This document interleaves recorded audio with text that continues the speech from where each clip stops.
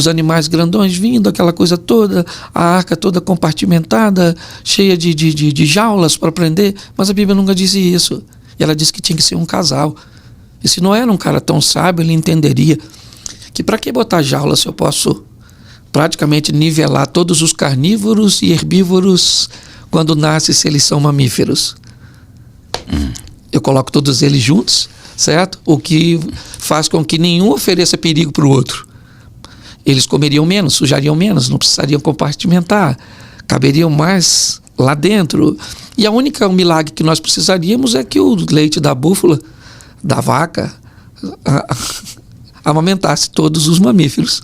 Tá certo? Que não seria nada difícil para um Deus que é capaz de tirar azeite de uma botija, sim, multiplicar o leite da vaca. Então a gente acaba, sabe? Mas eu já me perguntei muita coisa e ao longo do tempo você vai amadurecendo a sua mente, vai buscando estar mais perto do autor desse livro. Que a melhor maneira de se entender um livro é conversando com o autor. Sim, certo? É verdade. O autor é o Espírito Santo. Então tem coisas que eu viajo para Israel e pergunto, porque são coisas bíblicas que eu vou aprender o contexto histórico, ok? Cultural. Certo. Eu estive em Israel 2 vezes e no Muro das Lamentações eu fiz as minhas orações e fiz alguns pedidos, e o último pedido que eu fiz, assim, eu tenho uma irmã, que é a minha irmã mais velha, que ela é uma fumante compulsiva há muitos anos, assim. Era um atrás do outro, acendia um no outro e era impossível parar de fumar. E eu pedi que desse ânimo para que ela parasse de fumar, que ela tivesse determinação. E quando eu voltei, começamos a conversar com ela e tal, e ela parou de fumar. Olha. Eu falei, tem alguma coisa a ver? Não sei, mas eu acho que lá tem uma conexão... não sei se tem isso, né? Você está num local que é mais sagrado, que é onde tudo aconteceu... Tem uma conexão mais forte, não tem? Na verdade, não. Não tem, não existe? Não, o local mais forte da conexão, não. Tem um local que mais te influencia a se conectar. Ah, entendi. Ok? Uhum. Então tem local que ele te influencia a essa conexão. Por toda a história, por tudo aquilo que você... Certo? E isso pode ser... Então significa que lá eu estava mais conectado. Exatamente. Aquilo facilitou a sua conexão. Certo? Entendi. Às vezes você pode ir em determinados lugares... e que não tem nada a ver com o ambiente religioso, mas tinha alguma coisa naquele ambiente, ou alguém precisava ouvir alguma coisa, receber alguma coisa, e naquele momento aquele local acabou provocando uma conexão que o próprio local estava necessitando. O próprio local? O próprio local. É comum, às vezes, você encontrar com alguém, ligar para essa pessoa, mandar uma mensagem, e de repente ela volta e diz assim, cara, foi Deus que mandou você falar isso comigo. Foi Deus que mandou você vir aqui. Aí você diz, como foi Deus? Eu não senti nada. Eu fiz algo normal para mim, perfeitamente comum.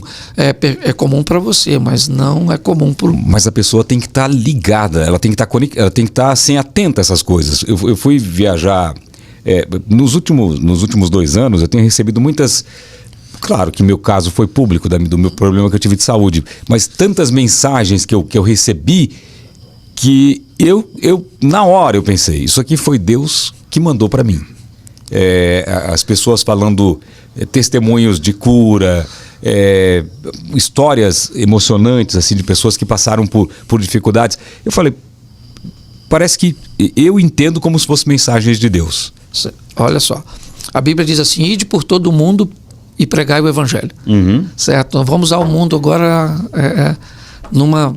Né, com dois, vamos diferenciá-lo. O mundo no sentido global, né, o cara vai virar missionário, vai para a África, para a Ásia, vai fazer missões na Cracolândia, vai para o mundo. E nós temos o mundo que é o seu mundo. O seu mundo não é o mesmo do meu. O céu tem o mundo dele, sua família, seus vizinhos, amigos e tudo. Então, quando você vem para Cristo, você vem para, primeiro, encontrar a sua salvação. Sim. E a transformação que ele fez em você agora vai mudar seu mundo. Entendeu? Entendi. Então você começa a voltar para seu mundo para que ele seja transformado por aquilo que você carrega. Entendi. Então agora você está carregando aquilo em você. Tá certo? Você está vivendo sob um novo sistema. As leis americanas servem para nós aqui? Não. Não servem. Mas se você for para lá, você tem que se enquadrar nela. Tem que se enquadrar nela. Então quando você vai para o Evangelho, você tem que se enquadrar Na lei do... Na lei do Evangelho. Ou então continua no Brasil, não vai para o Evangelho. Entendeu? Vai viver num mundo paralelo. Exatamente. Então, as pessoas têm que entender isso. Então, quando Deus faz algo na sua vida, Ele faz para mudar seu mundo. Entendi. Ele queria salvar Samaria, não tinha um dos seus discípulos, que eram judeus. Os caras não comiam a comida de lá, não gostavam daquela turma. Então, Ele pegou uma samaritana, converteu a samaritana e... Vou levar você comigo? Não. Eu te chamei para você mudar seu mundo. Então vai para o seu mundo e muda. Entendi. Certo? Então quando ele muda a sua vida, ele não muda você simplesmente para levar você para uma igreja. Ele muda você para que você mude seu mundo. Você vai para o seu mundo carregando ele. Entendi. Ok? Entendi. Então agora você pode ir em determinadas festas, mas todo mundo vai saber que você não faz parte daquele mundo, sistema. Tá certo? Uhum. Então, quando alguém estiver conversando sobre um assunto e você chegou alguém de outro mundo. Certo? Então, quando você chega do outro mundo carregando quem você carrega, você decide se você é termômetro ou termostato. Um termômetro só mede a temperatura do ambiente. Um termostato diz a que temperatura o ambiente vai ficar. Quando o Celso chega, ele diz, não vão falar palavrões, não vão fazer isso, começa te oferecendo bebida logo no começo. Sim. Certo? Depois de um tempo, não brinca assim com o Celso, ele não é desse mundo. Quando alguém tem problema nesse mundo, ele vai pro seu. Pô, Celso, cara, como é que... Nossa, eu tô com um problemão aí, cara, no meu casamento. Eu descobri que estava doente ali assim, fiquei desempregado. Aí ele sai do mundo dele e vem visitar o seu. Entendeu? Entendi. É assim que funciona, porque a sua função é mudar seu mundo. Hoje as pessoas não entendem isso, né? O cara se converte, quer tirar o cara do mundo dele e enfiar dentro da igreja. Quem muda lá? É verdade. Só que nem todo mundo está preparado para mudar lá, Celso. Também é uma faca de... Certo? Senão o cara começa a ir para lá e não traz ninguém para cá e acaba indo para lá. De novo.